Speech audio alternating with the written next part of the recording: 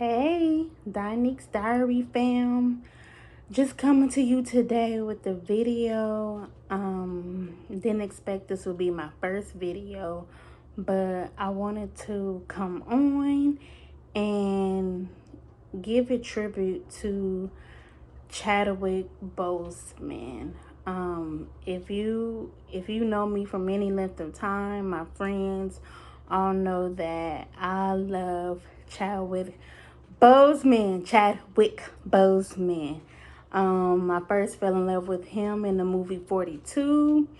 That is one of my faves. I remember seeing that movie in 2013 and loved the movie, the story of Jackie Robinson, and just all the things he had to go through, racism, to be the first African American in the Major Leagues Baseball. And when I first saw the movie, fell in love with Chadwick. Like, who is he? Who is this young actor, African American actor on the rise, who's handsome and athletic and good looking? And then found out that he was a Howard alum. Oh my gosh, I almost went crazy. That he was a Howard man, my fellow alumni. HU, the best school in the whole planet, the whole universe, everywhere. And to find out he was a Howard alumni after I saw that movie 42,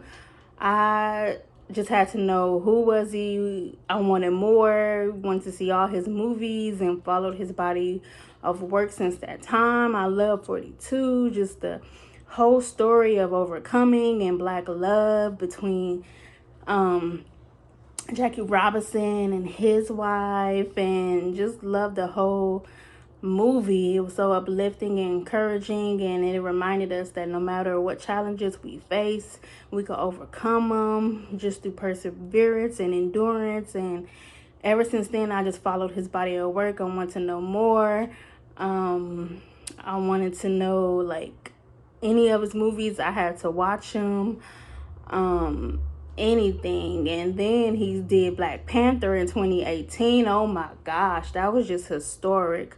That was just legendary, and it just gave everybody black pride. Like, I don't think we come together like that ever since, well, right now, because we're going through the protesting and all that.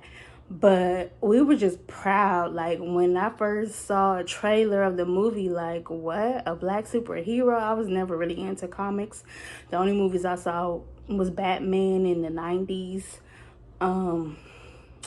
Yeah, but and Joker, all that stuff. I remember, I think only like one, I forgot his name, not Keanu, I forgot, but it was in 91 with Jack Nicholson. I like that Batman, but I wasn't really into comics. But Black Panther, I didn't even know about that until it came out. But when he was a star, I was like, I have to see it. Like, because Chadwick is just, you could tell he was one of a kind. He's just so regal and so intelligent, and then so black conscious and an activist, and just seemed like all around a good person. And you could tell he was really about his craft. He didn't know too much about his personal life, which is the best. Like, who knew for 4 years he was battling cancer? That just broke my heart, but it just showed how he endured, and he didn't murmur or complain, and he just came and showed up to work and gave it his all. And he gave us excellence, and he did not complain. I could tell from the last video he made, and he ended up deleting on his Instagram, that something was on. And even me and my friend, we were like, we're praying for him, because, it was like, we pray it's for a movie role. I was praying, I didn't know what was going on, but I just knew it was something. And I was like, Lord, please not 2020, because this year has been just crazy. But I just have to remind myself that God is in control.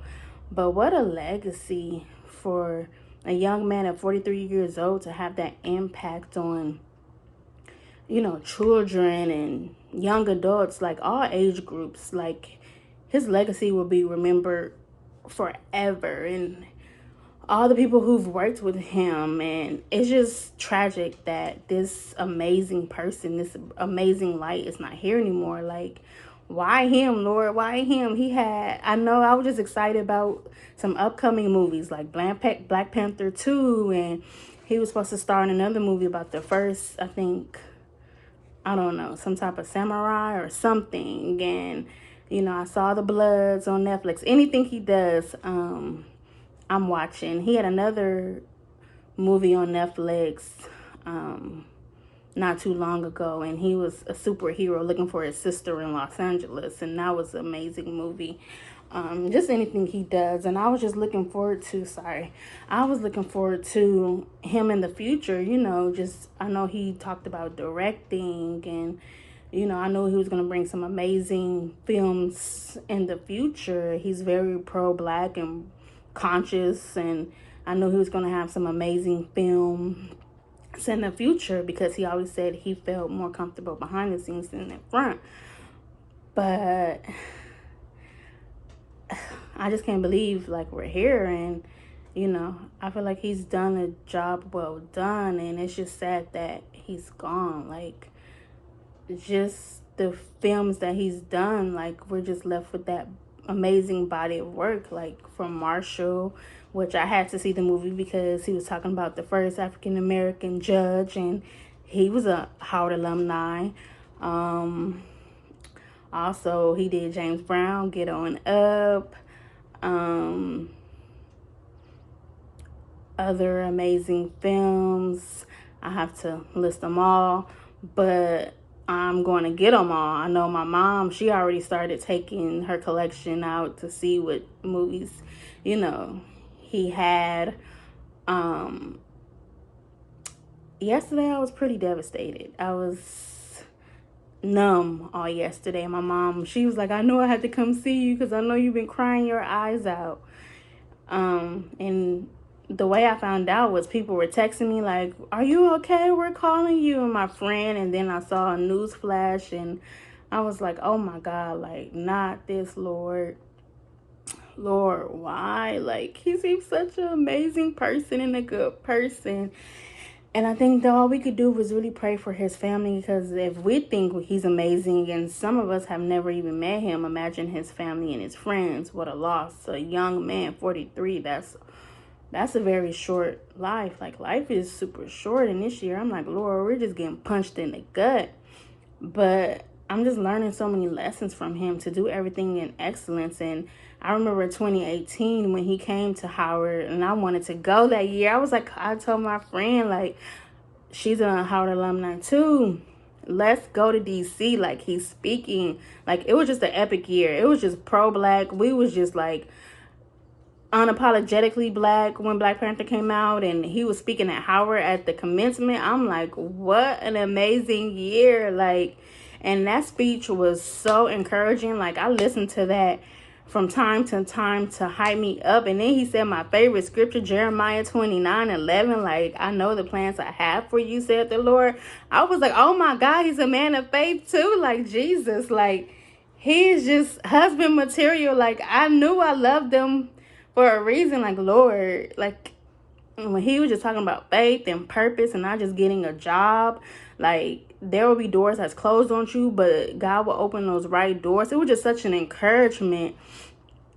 And I'm like, he was just such a leader. Like, you could tell he had that quiet confidence, and he just knew who he was. He was just perfect. And, I would joke, like, that's my husband, that's my husband. Like, I would want my husband to have that same type of qualities and characteristics, almost like Denzel-esque. And he was the next Denzel, so it's devastating because it was like, Denzel was like, I'm passing on the mantle. And it's just like, God, why? Like, he gave us his all and his gifts, and it's like he still had so much more. But to see those pictures of him, like, still working and battling, like, he didn't want to alarm his co-stars. Like, I'm praying for all of them, like the ones who been with him and worked with him and he didn't know, like, all he was going through. Like, he was such a classy gentleman because he didn't probably want to alarm them and his the people, his team is amazing. They kept that secret so long, like 4 years. And it's just like, that's a long time to battle something. It's like, I hate cancer. And I remember him even, because I follow him on Instagram. But him, they did stand up to cancer, and to know that he was fighting it. And they have pictures of him going to visit patients. And like, that just shows you how much of a good person he was, that he's battling his own thing, but he has time to give back, which is the true reward. And even talking, when he was promoting Black Panther, he talked about a young boy who was battling, I believe, cancer, and how the young boy was waiting. He was holding on until the movie came out. Like, he wanted to see this movie, Black Panther, so bad. Like, that was his only hope, and he didn't make it. And Chad started crying about that. Like, he's not afraid to show his emotions. Like, oh my God, Jesus. Like, are there any more Chadwicks that we could share around? And I can't believe I'm even making a video about this amazing man. And I believe he did receive his flowers while he was living. And he was just such an encouragement. And he was just unapologetically Black. Like, the one awards, he was like, I wasn't even supposed to be speaking, but he stood up and, he said, what a time to be young, gifted, and Black. Like, Donny Hathaway, another Howard alumni, whoop whoop. But, he's not ashamed of, his culture and who he is. And it was just time that he was uplifting us. And you don't find too many, men like that. It's just a rarity that's cultured and love who they are and unapologetic and purpose driven. He was like, find your purpose, not just a career and a job, your purpose. And I've really been praying, like, I'm not happy, where I'm at. Like, I did kind of have a few jobs with purpose, and I'm like, I want to get back to that, because what I'm doing now, I'm not happy. I'm miserable. I hate it. But it's just like, I just want to live in that and purpose. So like, I love how Patrice Washington, she has a podcast. She's like, I want to leave this world empty. And I believe, Chad, he shared so many of his gifts. I feel like he still had more. He's not empty, but he's achieved a lot to leave an amazing legacy behind and an example for all of us to follow, and especially young Black men, young Black boys. And he gave so many young Black kids hope. Like, when Black Panther came out, kids were excited, like, to see somebody that looked like them, with their type of hair, with their dark skin, with their features. We were proud. We were excited. Didn't even see the movie yet, and just knew it was going to be amazing. And then when I'm in watching a movie, like, what? I went 2 times. I think 2-3 times. I don't know. I went several times. And when the movie came out, I was ready. I'm about to buy it again because I need a second collection, as Chad.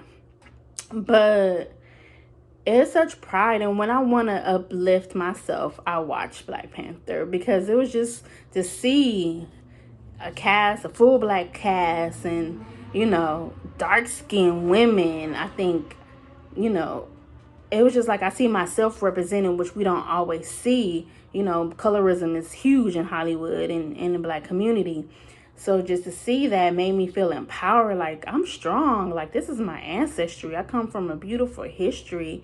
And don't let anybody take that away from you. Like, you have everything inside of you to succeed and to be successful, and you're beautiful. Black is beautiful. So this movie was just made us feel like we could do anything. Like, we were together. We had pride. Like, during that time, I was in an academy at work, and when the movie came out, it was a professor there. She's white, and she was like, no, I'm gonna see it like the week after, because this is you guys' time. Like, they knew, like, we need to be in there. We need to be able to be in the box office. This is us. This is like a gift to us.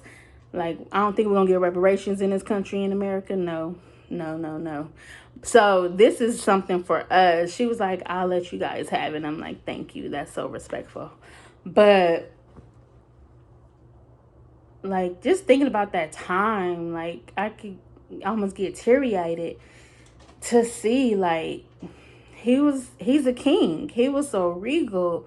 He has such class, compassion, a good heart. Like in the movie, he was like, it's hard to be king with a good heart, and you have a good heart, and you could just tell in person.